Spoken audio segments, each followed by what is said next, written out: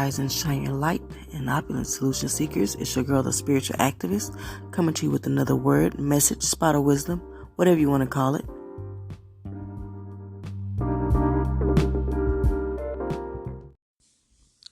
So this episode is going to be about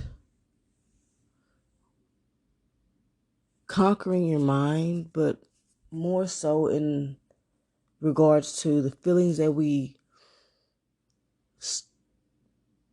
sometimes harbor and get when we,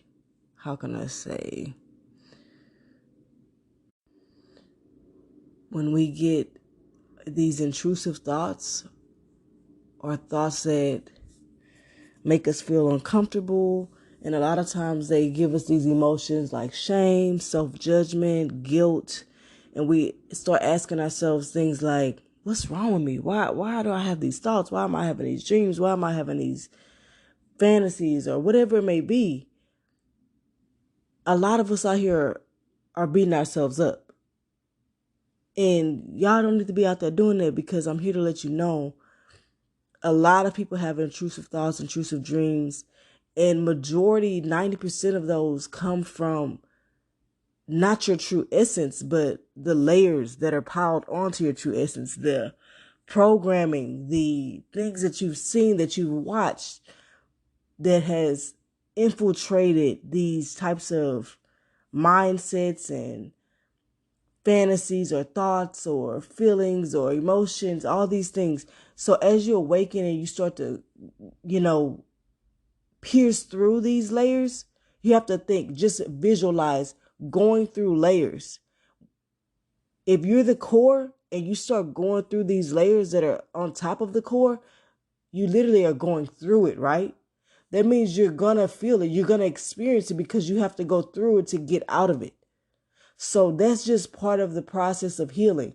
But what I want to give you is the awareness to cultivate the discernment. And I do have several episodes or segments, however you want to call them, that you can kind of look into to understand the mind a little bit more. And so I know there's getting to know your mind, and that's one. Generally, the ones who have the icons with the brains, I would look at those, because those are the ones that I kind of try to focus on the mind and the brain and things of that nature, to discern your mental body, as they call it within, the spiritual community. But so yeah, because some of us out here having thoughts like, man, my partner girl looking good, or man, I would hurt this person, and I'm not gonna get vulgar. Having these intrusive thoughts about hurting people, having intrusive thoughts about you hang with your friend and you hating on them in your head, or they doing the most, or just talking about them, and you just don't understand like why you doing it. And it's like you're literally judging yourself. But what I'm here to tell you is that you have to become your higher self. That is the voice outside of your thoughts that observes your thoughts. And when you observe, you take yourself out of the judgmental zone. When you think about it, you become God of yourself. And this is not on some, I'm the almighty type thing. It's just that you have to think what God is. It's governing. And God gave us that ability as children of God. We are our own, we have dominion over our life. You know what I'm saying? We're governing ourselves. So when you step outside of yourself, when you're in like a meditative state and you're in that stillness and you're just observing your thoughts pass by like clouds in the sky, you have to think that person or that energy or that entity that's observing from a standpoint that takes away the judgment, that is the higher self. That is the observer. That is the the side that has more of the God consciousness, the conscious awareness to understand, oh, okay, I'm feeling this, or I'm seeing this, or okay, so what is this telling me? What is this coming from? Why am I having this this feeling? You start to more so question it and use it as a guide, as a teacher. Like I have an episode called Triggers or Teachers or something like that. So it's just showing you, as you become aware to these triggers, you become more responsive than reactive. You now be able to like say, okay, this, I'm really triggered right now. I'm really getting emotional. I'm really getting frustrated right now. What is this coming from? Or I'm really getting jealous right now and envious right now. What is this coming from? And like I told my husband, I said, at the end of the day, we can compare to empower ourselves. Sometimes a little competition is a boost, but when it gets to a point where we're comparing to in a point where it's discouraging and is like negative self-talk or is bringing us down, then it's no longer, we're no longer using it, it's using us.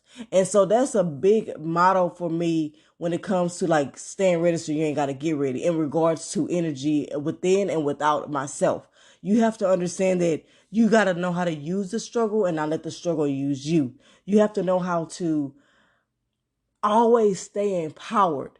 And I was thinking about this too. I have a Threads account. It's an extension of my Instagram, the.spiritual.activist. But I was also talking about find something that grounds you and empowers you. Because a lot of times what I think is because the mind likes to rationalize, we find things that give us a level of comfort, but not the comfort that helps us through the storm, but more so a comfort that makes us cower and become stagnant or, hide away or make excuses or coddle us. Those types of comforts where or that type of thing that ground us. But what I'm saying is find something that grounds you but still empowers you, meaning it gives you the comfort you need to weather the storm and to go through those programmings and those layers and those obstacles and those mental complexes, all those things as you're healing. But it keeps propelling you forward. It keeps you moving to your goals and your dreams, your destination, whatever your destiny.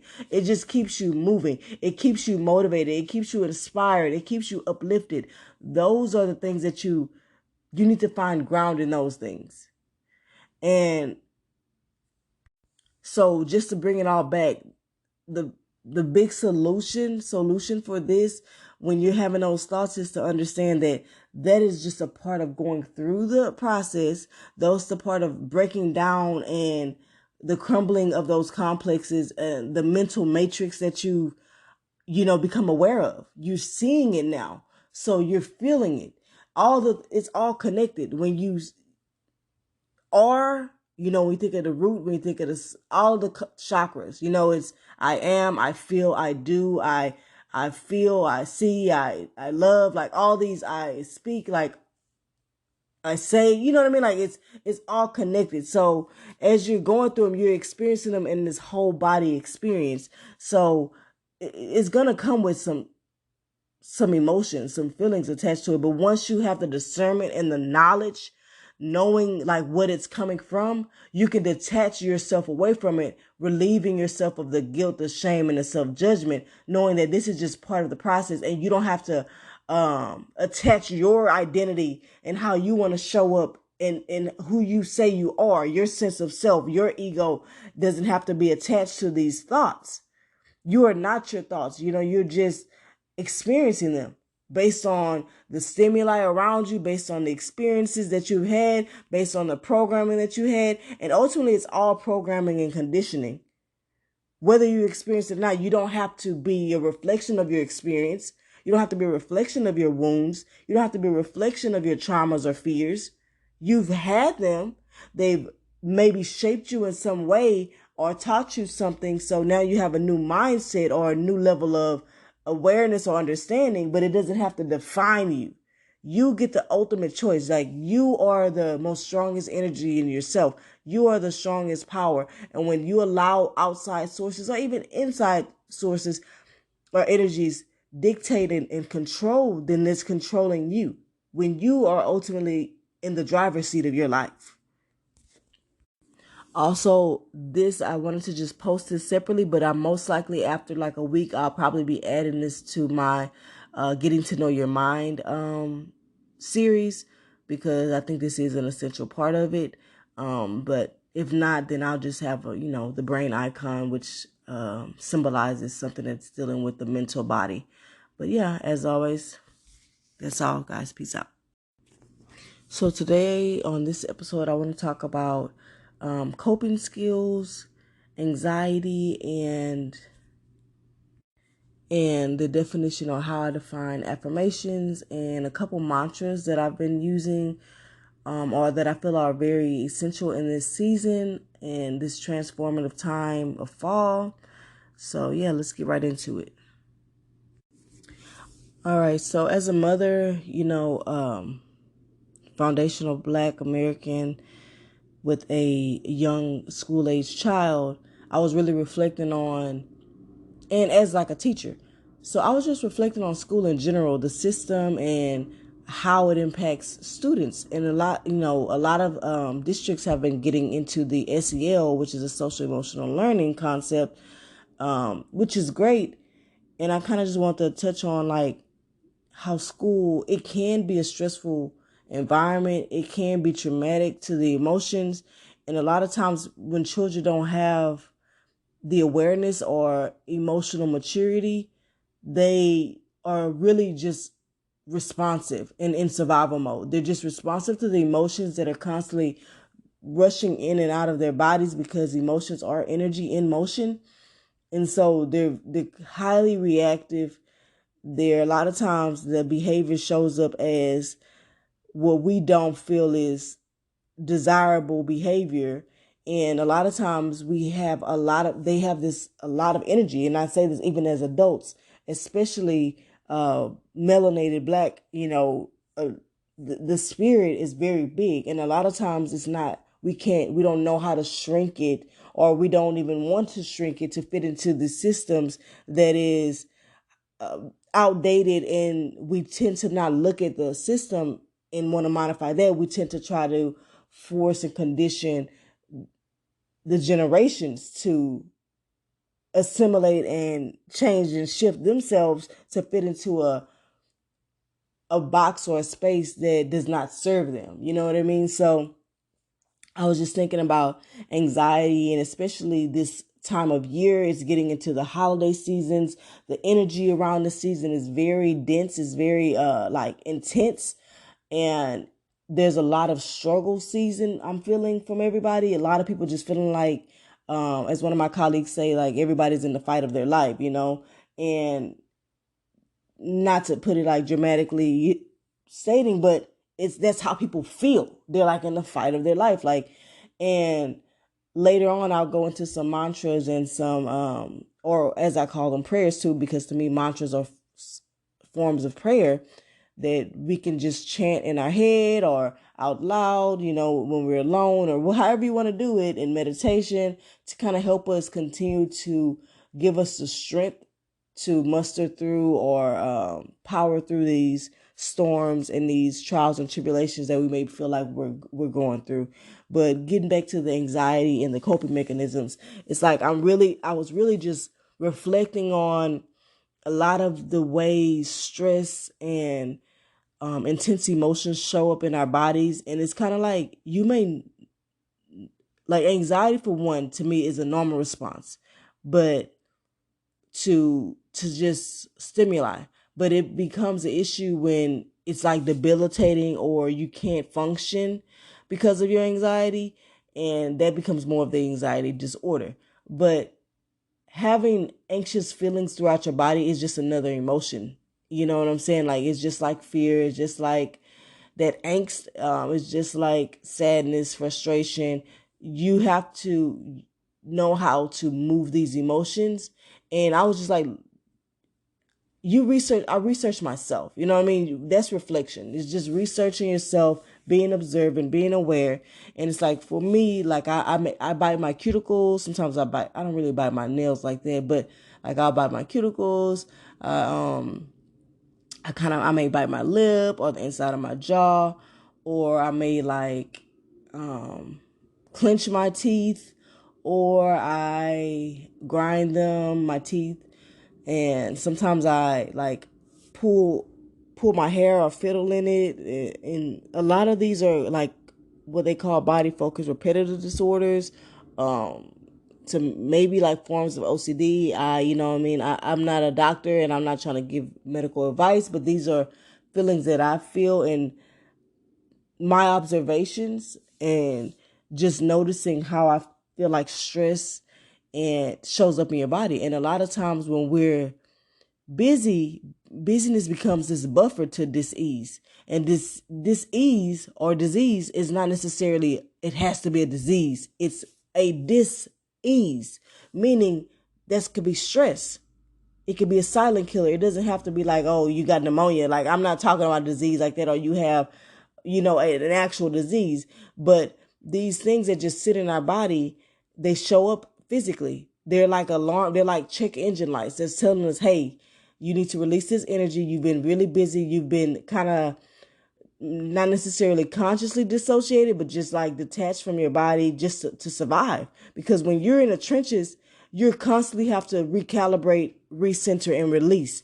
Because out of survival, you do sometimes dissociate and you do sometimes distract yourself to function.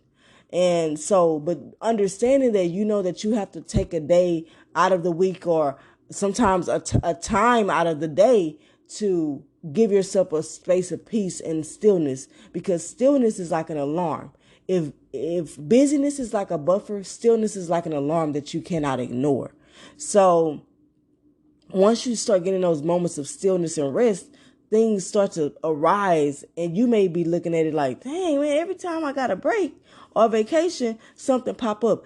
That's honestly divinity at work. That's divine intervention at work to me, because God to me is doing it at a time when you have the capacity to face those emotions and release those emotions when you're not in a public space, or to keep your functionality there, to keep your sanity intact. You're not having to go through these healing processes when you're having to do other things. You're literally able to give all of your focus and attention to the process of recentering, recalibrating, releasing, and moving those energies, energy, emotion, you know what I'm saying? Emotions. So I just look at that. It's like everybody has something that shows up. Everybody has a vice. Some people may drink soda, Coke. Some people may drink alcohol. Some people may smoke weed. Some people may smoke cigarettes. Some people may shop, retail therapy. Some people, like, it's all of these are ultimately coping mechanisms. And yes, we have a hierarchy based on the health of it. And so it's just to me about reprogramming and finding comfort in other things. Because ultimately addictions to me are just a manifestation of wanting to escape and wanting to feel a safe space and comfort when you're facing emotions that are uncomfortable.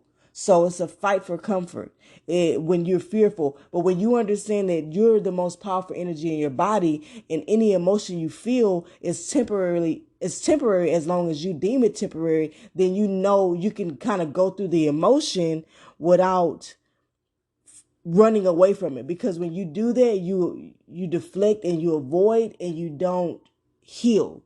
And then that's when the unhealthy coping mechanisms come from, because it's like just a bandage. You're just pushing it deeper and deeper and deeper down, and then you're solidifying it into your foundation. You're pushing it into the concrete. You're pushing it into the ground of yourself, instead of letting it come up to the surface and finding a way to release it with ease and grace.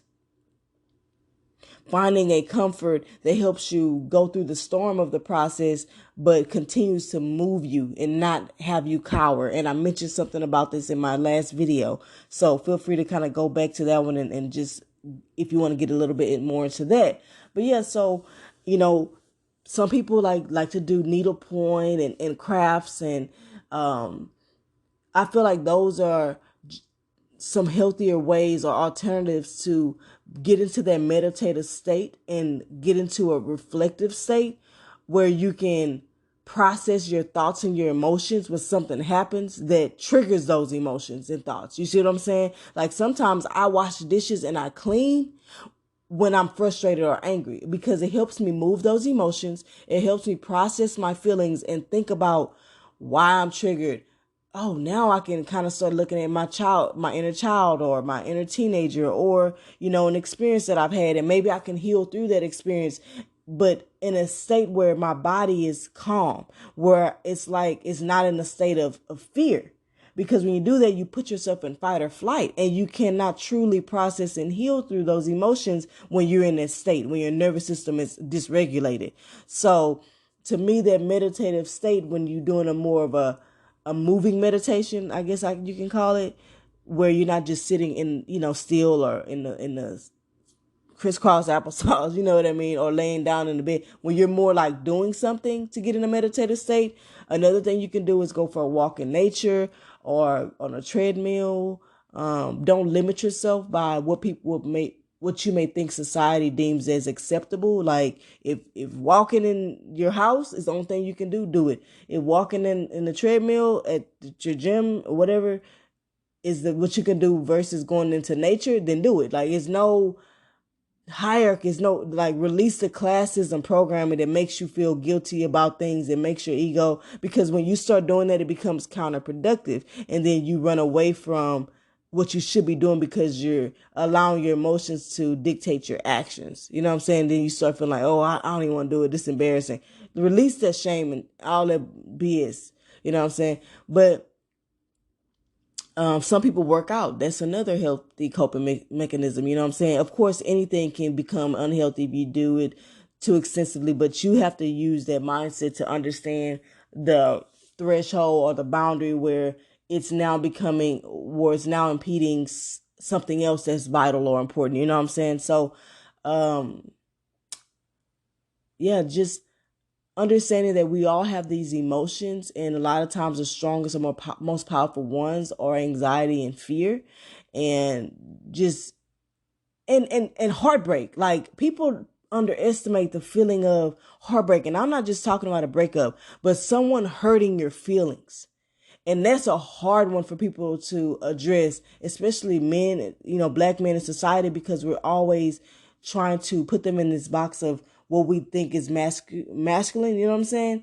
And I do believe in holding some baseline of masculinity just for the sake of the Black Family Foundation. I am traditional in that sense, but I'm also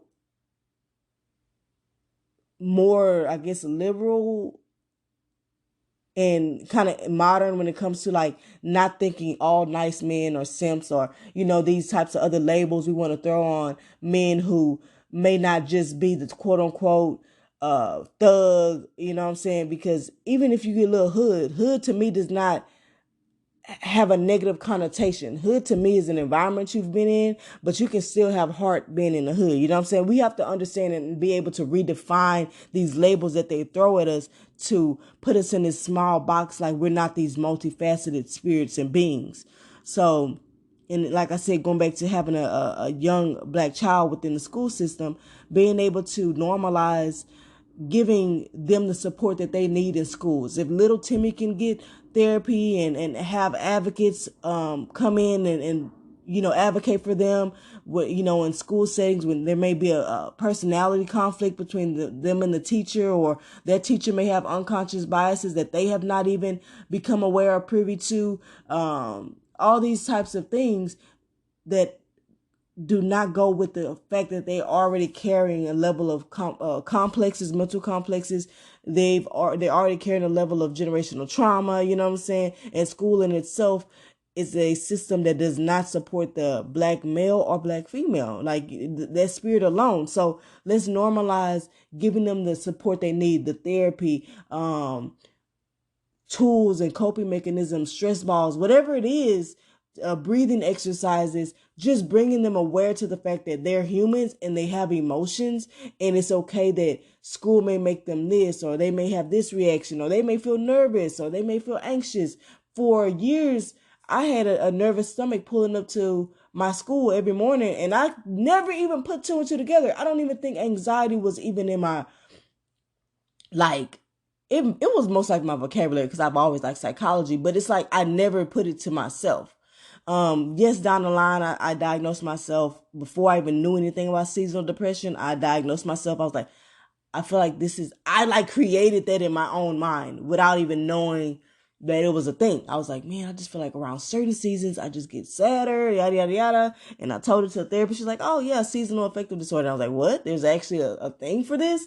And so, I did have some level of awareness, but just for so long, not understanding how it can show up in your body physically, getting bubble guts, throwing up, getting just nauseated, like, or getting, reluctant to like socialize, all these like things that kids go through, and then they resort to drugs and alcohol and all these other unhealthy coping mechanisms because no one is talking to them and no one is making them feel safe to have these emotions. So instead, they don't feel safe expressing them. So what they do is they find things that help them suppress them because they don't feel comfortable expressing them.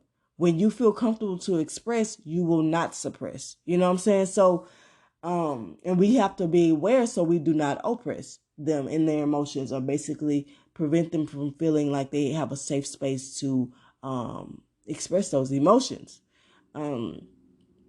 So yeah, that's something that we need to start normalizing, and I feel like we are moving in the right direction. But just for my tribe, y'all solution seekers out there, I just wanted to bring it to the platform again. I'm sure somewhere down the line I've spoken on this in some form or fashion, but like I said, reiterating things always puts it in a different perspective and gives you a new level of awareness. Every time you hear it, it penetrates deeper and deeper and deeper, and your knowing and your understanding becomes more heightened every time.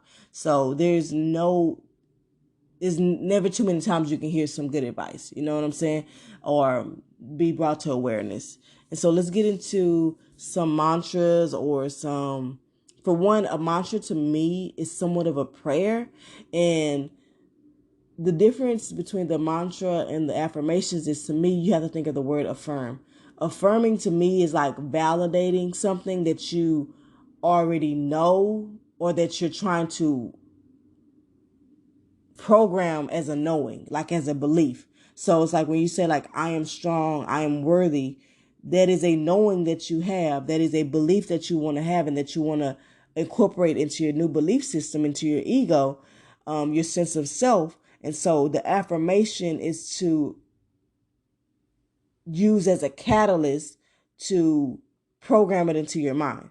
So it's helping you. That's what the catalyst is. It's something that helps you get to a goal quicker. So that affirmation, I am worthy, I am enough, you continuously say that to yourself, you chant it, or, however you want to put it, so that you continue to permeate that belief system into your mind, into your core, into your system, your heart, whatever. And a mantra is somewhat the same in the sense that you chanted. It's a saying. It's something that empowers you. But to me, it's more of something that is more so on a, how can I explain this?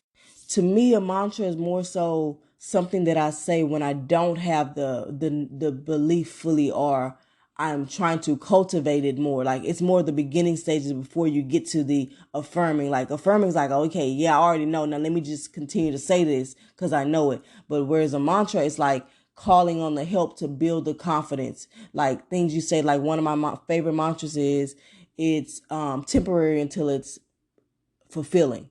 So that's something I say to keep me out of spaces for too long that are not serving me. Yes, I know that sometimes we do things that we don't love to do things that we do love eventually.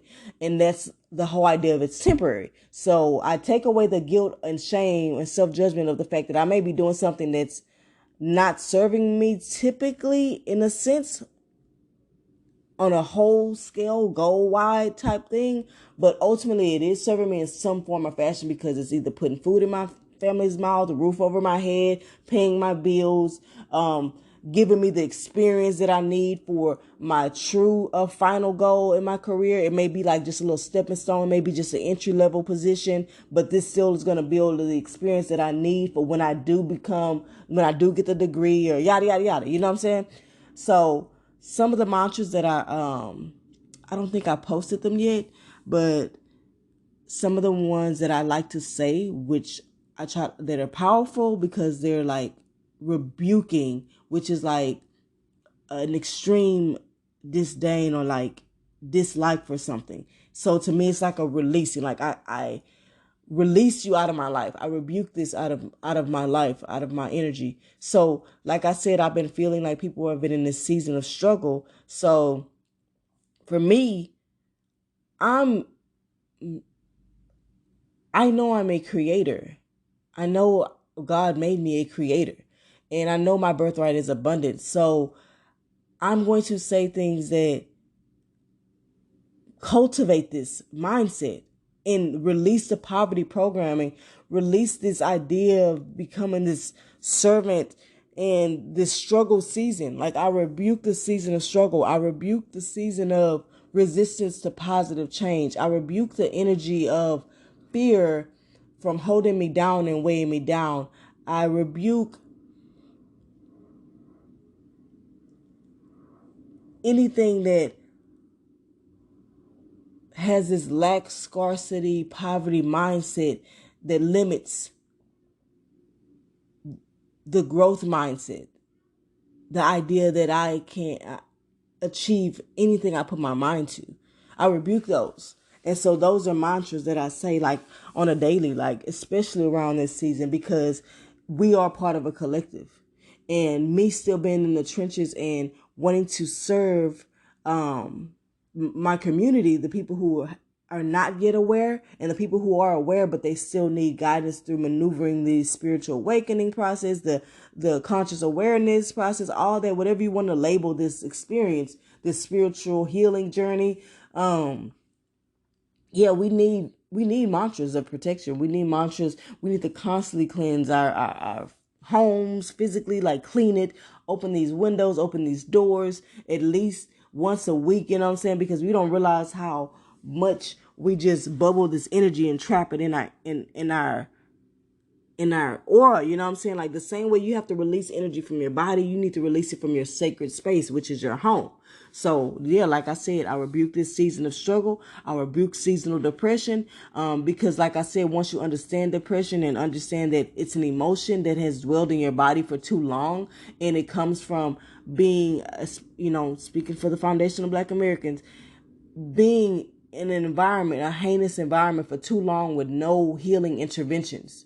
And the mindset around our adaptations and how how the trauma and the stress shows up in our behaviors and actions, how it's judged and labeled instead of being a sign of or a cry for help. You know what I'm saying? Because we're quote unquote strong Black women, strong Black men. So to me, that label, it takes away any space to be vulnerable and to heal and to have emotion. And to me, those are all part of the massa mentality to make us henchmen in our own community. It's also part of the diabolical genius to keep us trapped in this agenda of mental enslavement and emotional enslavement and spiritual manipulation. It's just so much to it. So constantly repeat those things. I rebuke that seasonal depression. I rebuke the monster mentality. Just rebuke anything that you feel like limits you and holds you down. Find things that ground you and empower you. Ground you, yet still empower you. You know what I'm saying? So that's all for this. Let me stop before it get too long. I know y'all probably don't even want to listen to it with it being this long, but everything I said needed to be said. So with that being said, love y'all. Peace out.